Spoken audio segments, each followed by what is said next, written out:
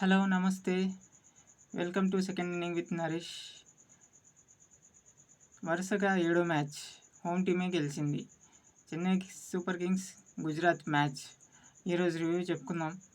First toss గెలిచి గుజరాత్ శుభం Gill fielding తీసుకున్నాడు. చెన్నై పిచ్లో అసలు బ్యాటింగ్ తీసుకోవాల్సింది, కానీ చేసింగ్ చేద్దాం అనుకున్నాడు. కానీ Chennai batting superstar Ravindra గైక్వాడ్కి థర్డ్ బాల్లే క్యాచ్ డ్రాప్ చేసింది సాయి కిషోర్. గైక్వాడ్ సెట్ అయిపోయాడు. తర్వాత రవీంద్ర పవర్ ప్లేలో సూపర్ ఇన్నింగ్స్, చాలా 20 balls 46 runs.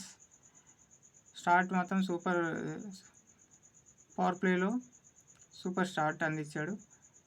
తగ్గకుండా 10 run rate తగ్గకుండా తీసుకెళ్ళి 20 overs వరకు 10 run rate తగ్గకుండా తీసుకెళ్ళారు. రవీంద్ర అవుట్ కాగానే శివం దూబే, రహానే వచ్చి రహానే కూడా పెద్దగా రాణించలేదు కానీ అవుట్ అయ్యాడు. తర్వాత శివం దూబే మళ్ళీ 22 balls 50 runs చేసిండు. సూపర్ రవీంద్ర అండ్ శివం దూబే చాలా ఫాస్ట్గా భారీ ఇన్నింగ్స్ ఆడారు.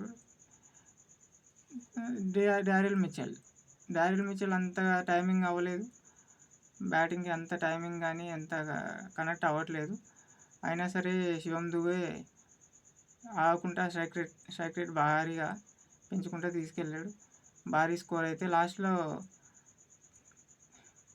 సమీర్ రిజ్వీని 8.5 కోట్లు పెట్టి తీసుకున్నారు.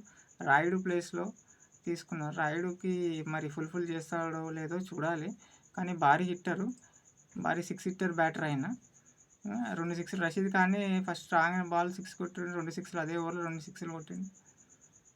స్కోర్ మాత్రం 200 దాటిచ్చారు.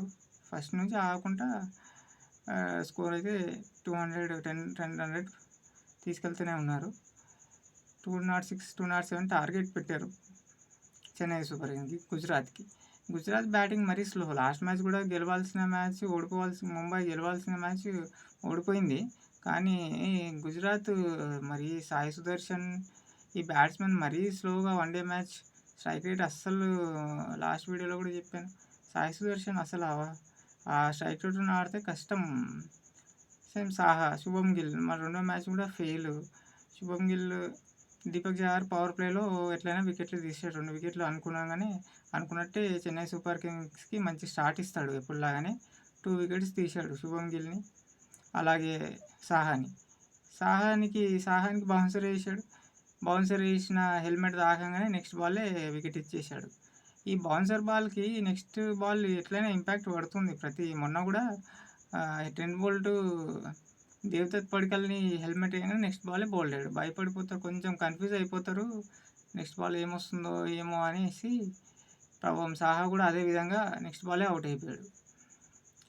నెక్స్ట్ విజయ్ శంకర్ పెద్ద కూడా ఏం ఆడలేదు, ఒక 6 ఏమో చేసిండు. విజయ్ శంకర్ కూడా ఆడలేదు, అసలు ఎవరు మొమెంటమే లేదు మ్యాచ్ అస్సలు. ఏ టైంలో కూడా మొమెంటమే లేదు. మరీ సాయి కిషోర్ మరీ చాలా స్లో ఉంది స్ట్రైక్ రేటు. లోకల్ బాయ్ ఆడతాడేమో అనుకున్నారు, ఏం లేదు. లోకల్ బాయ్ అన్నారు, ఏం లేదు. మిల్లర్ కూడా ఆడలేదు. టీవాటియా కూడా రన్ రేట్ మరీ 15కి 14కి వెళ్ళిపోయింది. ఎవరు కూడా మెరిసింది లేదు, మొమెంటమే లేదు అసలు. బ్యాట్స్మెన్స్ మరీ టూ మచ్.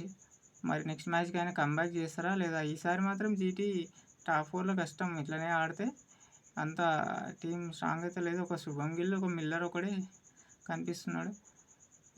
మరి చూడాలి నెక్స్ట్ మ్యాచ్ మరి కంబ్యాక్ ఏ విధంగా చేస్తారో. బ్యాటింగ్ మాత్రం లేదు.